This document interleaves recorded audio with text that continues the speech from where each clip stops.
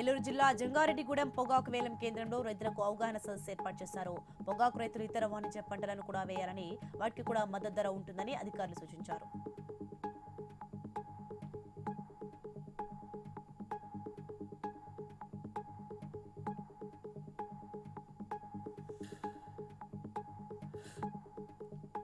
నిర్మల్ జిల్లా Khanapur double bedroom ఇళ్లకు పట్టాలు ఇవ్వాలని రహదారిపై వర్షాన్ని సైతం లెక్క చేయకుండా ధర్నా చేశారు.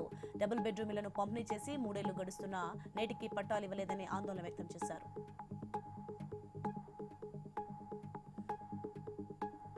సింగరేణి సంస్థల్లో పనిచేస్తున్న కార్మికులకు లాభాల్లో వాటా ఇవ్వడంతో సంతోషం వ్యక్తం చేశారు. కొత్తగూడెం ఏరియా వర్క్ షాప్ ఎదుట ఐఎన్టీయూసీ ఆధ్వర్యంలో సీఎం రేవంత్ రెడ్డి చిత్రపటానికి ఫలాభిషేకం చేశారు.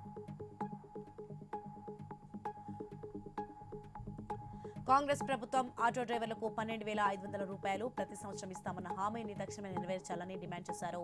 హైదరాబాద్ ఇందిరా పార్క్ వద్ద ధర్నా చౌక్ వద్ద ఐవీఎల్ఎఫ్ ఆధ్వర్యంలో ఆటో డ్రైవర్లు ధర్నా నిర్వహించారు.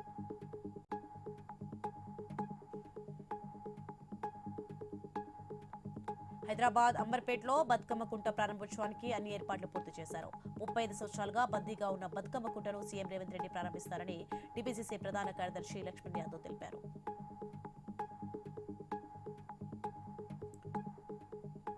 నంద్యాల జిల్లా సుండిపేటలో పోలీస్ స్టేషన్ను జిల్లా ఎస్పీ సునీల్ షేరన్ ఆకస్మిక తనిఖీ చేశారు.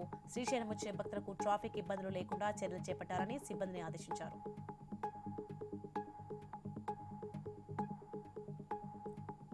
మాజీ ఉప ప్రధాని దేవిలాల్ నూట 12వ జయంతి సందర్భంగా తెలంగాణ జాగృతి అధ్యక్షురాలు కల్వకుంట్ల కవిత నివాళులు అర్పించారు. దేవిలాల్ జయంతి కార్యక్రమంలో పాల్గొనే అవకాశం కల్పించినందుకు కవిత కృతజ్ఞతలు తెలిపారు.